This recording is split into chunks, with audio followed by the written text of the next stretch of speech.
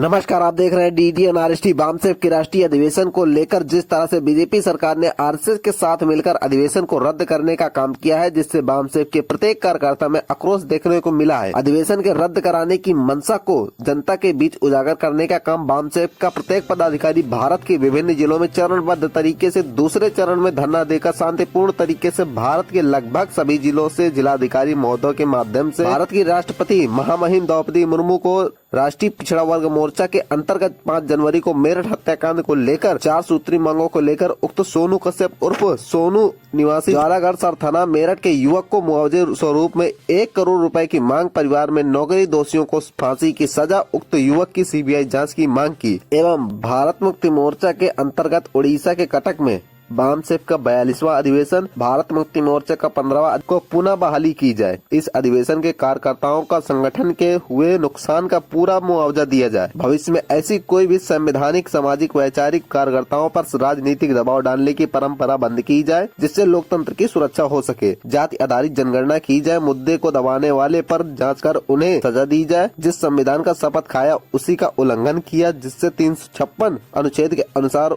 उड़ीसा सरकार को बर्खास्त किया जाए। जैसी विभिन्न मांगों को लेकर संबोधित ज्ञापन जिलाधिकारी द्वारा महामहिम राष्ट्रपति द्रौपदी मुर्मू को ज्ञापन पहुंचाने का काम किया। मौके पर उपस्थित हुए कुछ नाम इस प्रकार है: सूरज गौतम, देशराज, कवि बादल, बलेंद्र पटेल, रामशंकर पटेल, रंजीत मौर्य, रामकरण लोधी, गुलाब सिंह, इंद्रपाल, अजय राव, राजबहादुर हदगाम, नीरज कुमार, जयचंद यादव, शिव पूजन, गया प्रसाद, सूरत सिंह, कामता प्रसाद, फूल सिंह, मनोज, रन्नो देवी, इंद्रजीत इत्यादि लोग मौजूद रहे। पेश एक रिपोर्ट। नमस्कार, आप देख रहे हैं डीडीएन आरएसटी। इस वक्त हम मौजूद है फतेहपुर जिला के नाहर कॉलोनी पे, जहां पे उड़ीसा के कटक में बामसेफ का 42वां और भारत मुक्ति मोर्चा का 15वां अधिवेशन होने वाला था, जो कि यहाँ पे कैंसिल हो गया है। वहीं बामसेफ के कार्यकर्ताओं ने यहाँ पर नाहर कॉलोनी में धरना प्रदर्शन किया है। जरा लोगों से जानकारी लेते हैं, कहाँ तक जाएगा धरना प्रदर्शन। जी, आपका सुनना। मेरा नाम सूरज गौतम है और भारतीय बेरोजगार मोर्चा का मीडिया महासचिव हूँ। ये धरना प्रदर्शन किस चीज का? ये धरना प्रदर्शन आरएसएस और बीजेपी की सरकार ने जो आर्टिकल 19 का उल्लंघन करते हुए बामसेफ भारत मुक्ति मोर्चा के अधिवेशन की परमिशन रद्द की है, उसके विरोध में मेश्राम साहब ने, जो बामसेफ भारत मुक्ति मोर्चा के राष्ट्रीय अध्यक्ष हैं, उन्होंने 4 चरणों में आंदोलन की घोषणा की थी, जिसका ये दूसरा चरण है। 15 जनवरी 2022 को पहला चरण 7 जनवरी 2022 को हुआ था, जिसका आज ये दूसरा चरण है धरना प्रदर्शन का। और ये धरना प्रदर्शन केवल फतेहपुर में नहीं किया जा रहा है, ये धरना प्रदर्शन 32 राज्यों के 725 जिलों में एक साथ किया जा रहा है। राष्ट्रव्यापी आंदोलन हो रहा है। जी, केंद्र सरकार और राज्य सरकार तो बोल रही है कि जनता खुश है, किसी प्रकार की कोई समस्या नहीं। इसके विषय में जनता अगर खुश होती तो आए दिन रेप हो रहे हैं, बलात्कार हो रहे हैं, अत्याचार हो रहे हैं, कहीं चुटिया उखाड़ ली जा रही है, कहीं कुछ किया जा रहा है। और हर आए दिन अगर आप जितने भी देश में आंदोलन प्रांगण निर्धारित किए गए हैं कि यहाँ आंदोलन होगा, अगर सभी पत्रकार महोदय, सभी पत्रकार बंधु अगर वो आंदोलन प्रांगण में जाएं और देखें कि रोज किसी न किसी समस्या को लेकर आंदोलन हो रहे हैं, अगर जनता खुश होती तो आंदोलन क्यों करती। धरना कहाँ तक जाएगा? ये धरना नागपुर तक जाएगा, जिसका ये दूसरा चरण है। तीसरा चरण 22 जनवरी को दिल्ली प्रदर्शन 725 जिलों में है और चौथा चरण इसका नागपुर जाएगा 22 फरवरी 2026 को। देश के लाखों कार्यकर्ता नागपुर में आरएसएस के हेडक्वार्टर को घेरने का काम करेंगे। सर, केंद्र का मुख्य उद्देश्य क्या है? मुख्य उद्देश्य है कि जो संविधान के मौलिक अधिकार मिले हुए हैं, उन मौलिक अधिकारों का बीजेपी आरएसएस की सरकार लगातार हनन कर रही है। इन अधिकारों का हनन बंद किया जाए, अन्यथा हम लोग और बड़े पैमाने पर भारत बंद जैसा आंदोलन करने के लिए भी बाध्य होंगे। वजह है कि आपको लगता है कि सरकार वर्तमान समय में मौलिक अधिकारों का हनन हो रहा है, क्या वजह है? ये समझिए कि जो मौलिक अधिकारों का हनन किया गया है या इस समय जो आंदोलन हम लोग कर रहे हैं, तो इसका कारण ये है, BAMCEF SC ST OBC minority के पढ़े लिखे लोगों का संगठन है और ये विद्वानों का संगठन है। ये 2 दिन 26 और 27 तारीख को OBC के ज्वलंत मुद्दों पर चर्चा करने वाले थे। देश के तमाम विद्वान, प्रोफेसर, इंटेलेक्चुअल या जो भी एक्टिविस्ट हैं, 2 दिन तक चर्चा करने वाले थे। और सरकार को डर है कि ये जो हम लोग देश को गुमराह करके रखे हुए हैं और ये विद्वान लोग 2 दिन चर्चा करेंगे, फिर इसका साल भर प्रचार होगा। इसके डर से ये ना हो पाए, चर्चा ना हो पाए, प्रचार प्रसार ना हो पाए, इसके डर से उन्होंने जो आर्टिकल 19 का मौलिक अधिकार दिया गया हमको, उसका उल्लंघन करते हुए जो परेशान करने का काम कर रही है, परमिशन रद्द करने का काम कर रही है, वो न करे, इसके लिए ये आंदोलन किया जा रहा है। सीधा क्या मैसेज जा रहा है कि क्या बीजेपी डर गई या आरएसएस के लोग डर गए? बीजेपी तो छोड़ो, जो उसकी मम्मी आरएसएस है वो भी डर गई है। उसके जो इधर उधर के बयान उसे दे रही कि असुरी शक्तियाँ बढ़ रही हैं, तो अब उसको एक और दिक्कत हो गई है। पहले जो कटक में इकट्ठा होने वाले लोग थे वो 50-60 हज़ार लोग इकट्ठा होते, लेकिन जब उसके घर में लोग इकट्ठा होंगे तो वो लाखों की संख्या में इकट्ठा होंगे। इतनी बड़ी शक्ति वहाँ पे देखने को उसको मिलेगी। वो भी सोच रहा होगा हमने गलत किया छोड़ के। का जो ये बालिका अधिवेशन होने वाला और प्रेजेंट टाइम पे जो मोहन भागवत ने पर कटाक्ष किया है कि आखिरी शक्तियाँ बढ़ रही हैं, तो इसके दोनों को समानांतर आप कैसे देखते हैं? क्या इस पर मतलब मतभेद खड़ा होता है? जो बामसेब का 20वां अधिवेशन है, बामसेब अधिवेशन इसलिए करता है कि साल भर जितनी मेहनत संगठन के कार्यकर्ता करते हैं, तो साल के आखिरी में दिसंबर के महीने में अधिवेशन किया जाता है और अधिवेशन में पूरी शक्ति का पता चलता है कि हमारी इतनी शक्ति है, और फिर अगली रणनीति बनती है इसी अधिवेशन में। और इस शक्ति का एहसास मोहन भागवत को पता चला, वो लगातार बामसेब के लोगों पर नज़र रखना, उसने एक किताब भी लिखी है, उसने लिखा है कि बामसेब जैसे संगठनों पर नज़र रखो, अपने कार्यकर्ताओं से कह रहा है। तो वो नज़र रखे हुए लगातार उसको शक्ति का एहसास हो रहा है, इसीलिए वो ऐसी बयान दे रहा है और वो रोकने का काम कर रहा है। लेकिन अब रोक क्यों पछताएगा जी। जो संगठन और जो संस्था रजिस्टर्ड है, जो संवैधानिक तरीके से काम कर रही है, वो उस पर हावी है, इसका क्या कारण? इसका एक और ये कारण है कि आप ये समझो कि देश में उसका अनियंत्रित कब्जा है दोनों जगह। दो जगह इसलिए कह रहा हूँ क्योंकि एक समाज व्यवस्था होती है, एक राज्य व्यवस्था होती है। समाज व्यवस्था पर उसका अनियंत्रित कब्जा है और फिर इसी वजह से राज्य व्यवस्था पर उसका अनियंत्रित कब्जा है। तो जो उसकी बनाई हुई पॉलिटिकल एक विंग है बीजेपी, उसके सहारे वो सारे काम करवा रहा है और हमारे लोग इसके गुमराह में ना आए, इसीलिए बामसेब भारत मुक्ति मोर्चा लगातार जागृति का आंदोलन चला रहा है। इस आंदोलन से परेशान होकर वो उसे परमिशन रद्द करने का काम कर रहा है। जो आम जनमानस है उसको किसको सीधे टारगेट करके उसके बिहाफ पे काम करना चाहिए कि इसको खत्म करने से हमारे जो मौलिक अधिकार है वो सुरक्षित है? देखिए, टारगेट इस तरह करना चाहिए, और टारगेट आदमी तब करता है जब उसको पता चलता है कि हमारा दोस्त है, दुश्मन है। और अगर आप वर्तमान भारत को देखें तो दो विचारधारा की लड़ाई है, एक अम्बेडकरवादी, एक ब्राह्मणवादी। और अम्बेडकरवादी विचारधारा की लड़ाई लड़ने वाला सबसे बड़ा संगठन बामसेब और भारत मुक्ति मोर्चा है। ये बामसेब भारत मुक्ति मोर्चा जब जागृति पैदा करेगा, जागृति पैदा कर रहा है, तब दोस्त और दुश्मन की पहचान लोगों को हो रही है। दोस्त और दुश्मन की पहचान लोगों को हो रही, तब सीधा वो टारगेट करेगा। और बड़ी बात यह है कि इस अधिवेशन को मेश्राम साहब ने ओबीसी के लिए सौंप दिया था कि ये अधिवेशन तुम्हारे मुद्दों पर चर्चा करेगा। और भारत में जो सबसे बड़ा समूह असुरों का है ओबीसी, वो जब अपनी समस्याओं को समझेगा और समस्याओं को समझकर फिर टारगेट करेगा। आप पूछ रहे हैं कौन टारगेट किसको करना चाहिए, जब समस्याओं को समझेगा, समस्याओं को समझकर फिर टारगेट करेगा, तब दुश्मन और बौखला जाएगा। वो ना कर पाए इसलिए वो सारी शक्तियां अपनी लगा रहा है रोकने के लिए जी। अगर ये पूरे देश के लोग नागपुर में आरएसएस हेडक्वार्टर में घेराव कर रहे हैं, अगर घेराव करने के बाद अगर कोई निष्कर्ष नहीं निकलता है तो उसके बाद क्या कदम उठाएंगे? उसके बाद जैसा ही राष्ट्रीय स्तर का नेतृत्व के द्वारा हम लोगों निर्देश मिलेगा, हम लोग वैसा ही काम करेंगे जी। बहुत अच्छी बात। आप कुछ कहना चाहेंगे इसके विषय में? आपका शुभ नाम? मेरा डॉक्टर फूल सिंह लोधी, बहुजन मुक्ति पार्टी प्रदेश सचिव। सबसे पहले आपके न्यूज चैनल को स्वागत करता हूं।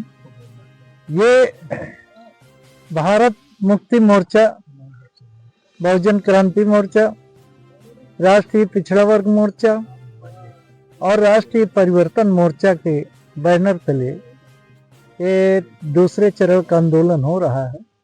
तीसरे चरण का आंदोलन 22 जनवरी को होगा। चौथे चरण का आंदोलन पूरे देश से 32 राज्यों से 725 जिलों से लोग नागपुर महा रैली में शामिल होने के लिए पूरे देश से लोग पहुंच रहे हैं और राष्ट्रव्यापी मुद्दों को लेकर के आंदोलन किए जा रहे हैं। जैसे ईवीएम का मुद्दा है, संविधान ने जो वोट का अधिकार दिया है, तो वोट का अधिकार ये ईवीएम के द्वारा जो है खत्म कर दिया जाता है। और जाति आधारित गिनती का मुद्दा है। 1931 में जाति आधारित गिनती हुई थी जो हर 10 साल के बाद होना चाहिए। उसके बाद कोई सरकार आज तक नहीं कराई है। तो जाति आधारित गिनती का मुद्दा है और संख्या के अनुपात में हिस्सेदारी का मुद्दा है। किसानों की अनाज की गारंटी एमएसपी का मुद्दा है, निजीकरण हटाने का मुद्दा है और पुरानी पेंशन लागू करने का मुद्दा है। इन मुद्दों को लेकर के लगातार पूरे देश में वाम सेव के अपसूट संगठन प्रदर्शन रैली कर रहे हैं और जिला अधिकारी के माध्यम से ज्ञापन दे करके महामहिम राष्ट्रपति जी को भेजा जा रहा है। आप बहुजन मुक्ति मोर्चा के नवनिर्वाचित जिला अध्यक्ष नियुक्त हुए हैं, आप अपने कार्यकर्ताओं को क्या संदेश देना चाहेंगे? जी, मैं बहुजन मुक्ति मोर्चा नहीं, मैं देश की एक राजनीतिक पार्टी है जो बहुजनों के हित में काम करती है देश में।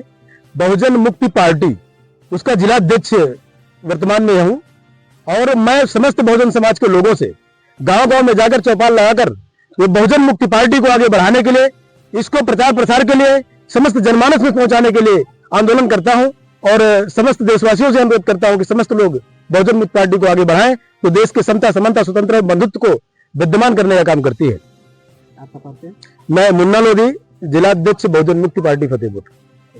आप कुछ कहना चाहेंगे इसके विषय? बहुजन मुक्ति पार्टी जिंदाबाद जिंदाबाद, बहुजन मुक्ति पार्टी जिंदाबाद जिंदाबाद, जय जय जय वामन मिश्रा, जय मेसराम, जय मेसराम, जय जय जय वामन मिश्रा, जय मेसराम, जय मेसराम।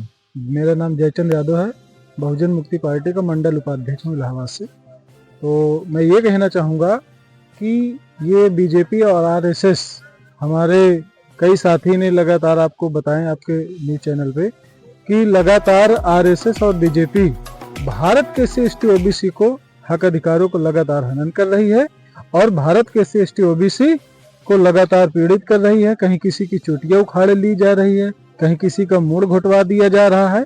तो मैं भारत के एससी ओबीसी को बस यही कहना चाहूंगा कि आप जग जाइए, जागने में देर नहीं है और मात्र एक ऐसा संगठन है भारत मुक्ति मोर्चा वाम सेव, जिसका नेतृत्व राष्ट्रीय स्तर में माननीय वामन मिश्रा साहब कर रहे हैं। मात्र इस समय इस देश को अगर बचा सकता है तो मात्र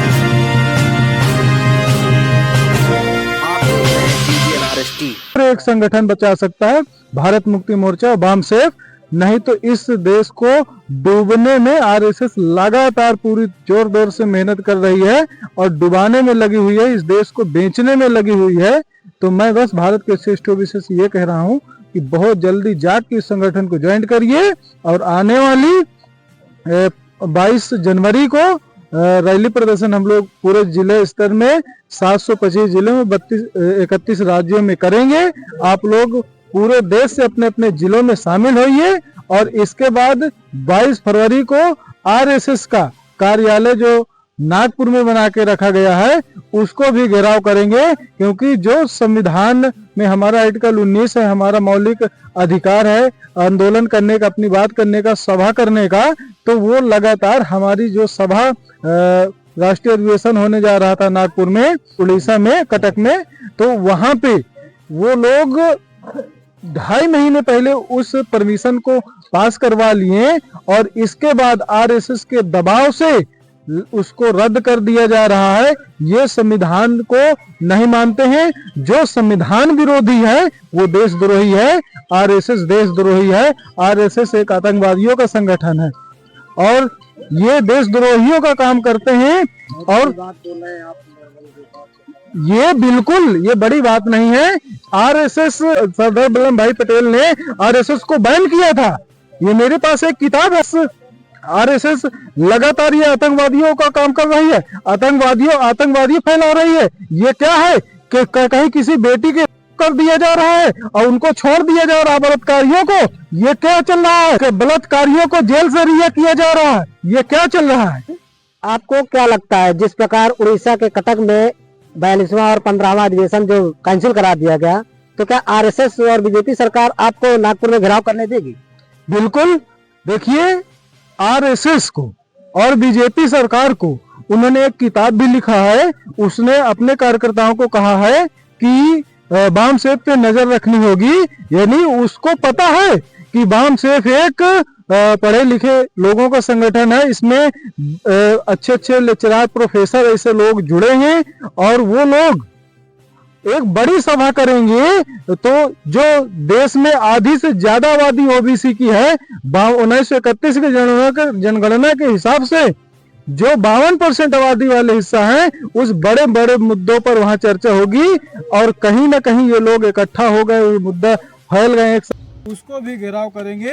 क्योंकि जो संविधान में हमारा आर्टिकल 19 है, हमारा मौलिक अधिकार है आंदोलन करने का, अपनी बात करने का, सभा करने का, तो वो लगातार हमारी जो सभा राष्ट्रीय मैं जिला अध्यक्ष भारत मुक्ति मोर्चा फतेहपुर। मेरा ये कहना है कि जो अभी आपने पूछा कि ये उड़ीसा कटक में जो होने वाला धरना प्रदर्शन नहीं, हमारा राष्ट्रीय अधिवेशन होने जा रहा था, जिसमें कि हमारे हजारों कार्यकर्ता प्रशिक्षित किए जाते हैं। उस अधिवेशन में प्रशिक्षण लेने के बाद यहाँ लोग गाँव में आकर अपने समाज के लोगों को जगाते हैं। इसके पहले भी हम लोगों ने 22 अक्टूबर 2022 को 6 अक्टूबर 2022 को RSS हेडक्वार्टर का घेराव करने के लिए गए थे, उसमें हम भी गए।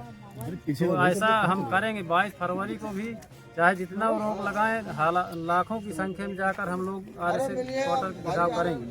और यहाँ भी अभी हम लोग जो 4 चरणों का आंदोलन है उसमें 7 तारीख को हमने ज्ञापन दिया। इसके बाद आज दूसरा चरण है जो धरना प्रदर्शन कर रहे हैं।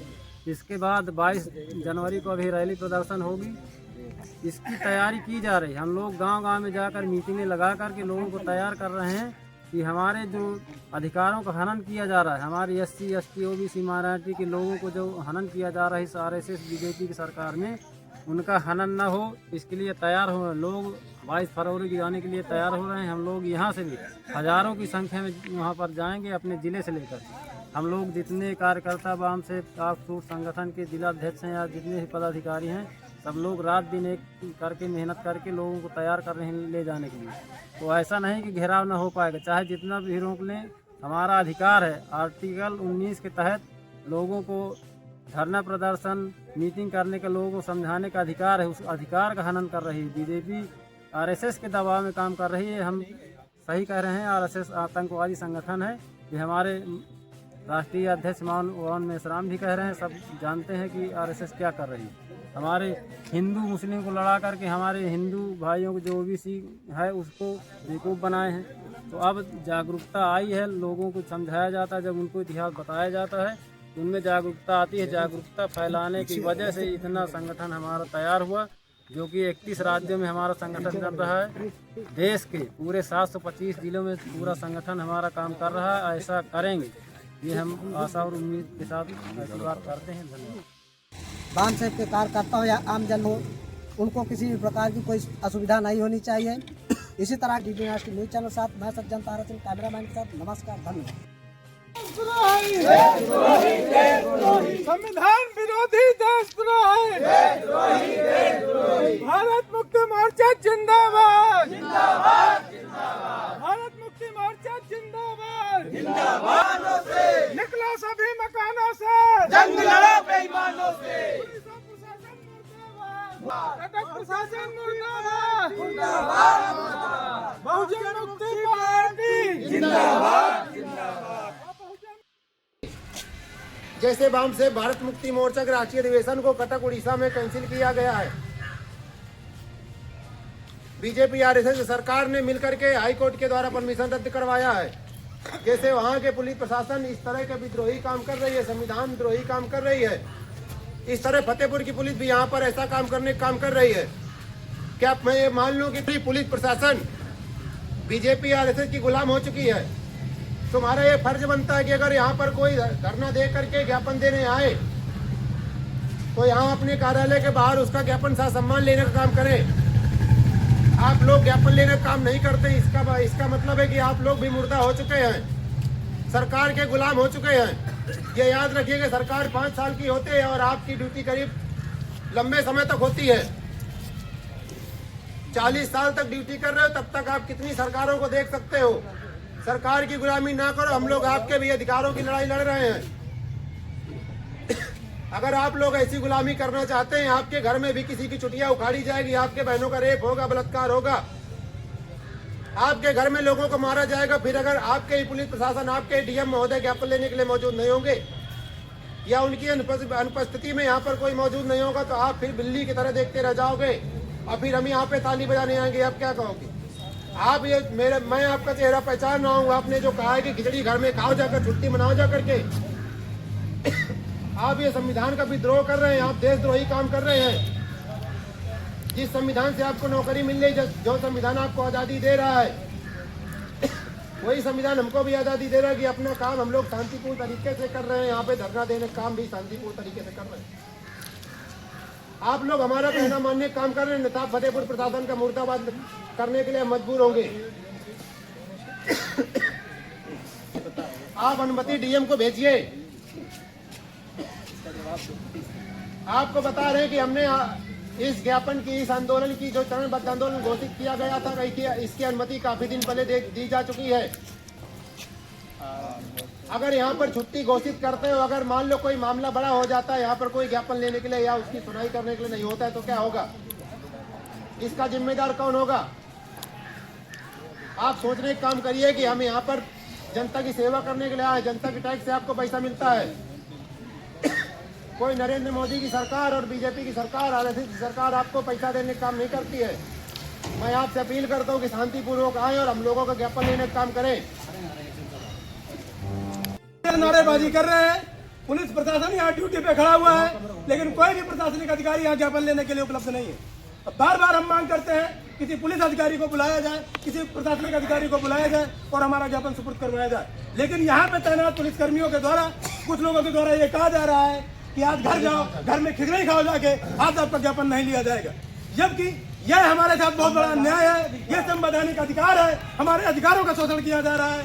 संविधान हमें अधिकार देता है शांतिपूर्वक ढंग से सभा करने का, संवैधानिक शांतिपूर्वक ढंग से सभा करने का, अभिव्यक्ति की आजादी का, शांतिपूर्वक ढंग से सभा करके संगठन निर्माण करने का। यह जिनको बाबा साहब ने संविधान में अपनी उनकी आत्मा कहा है, उन आत्माओं का शोषण हो रहा है, संविधान का शोषण हो रहा है, हमारे अधिकारों का हनन का शोषण हो रहा है। यह बहुत ही निंदनीय विषय है। मैं जिलाधिकारी कार्यालय में खड़े होकर सारे साथियों के साथ ज्ञापन देने के लिए खड़े हैं। कोई भी आदमी यहाँ पे ज्ञापन देने के लिए, कोई भी कर्मचारी ज्ञापन देने के लिए नहीं आ रहा।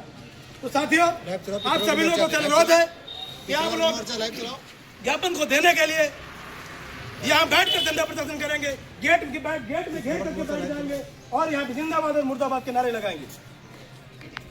सभी साथियों, बोल 85, बोल 85, बोल 85, मूल निवासी नारा है, मूल निवासी नारा है, निवासी नारा है, में श्रम साहब संघर्ष करो, हम तुम्हारे साथ हैं। में श्रम साहब संघर्ष करो, हम तुम्हारे साथ हैं। अन्नी चौधरी विकास पटेल साहब संघर्ष करो, हम तुम्हारे साथ हैं। चौधरी विकास पटेल साहब संघर्ष करो, हम तुम्हारे साथ।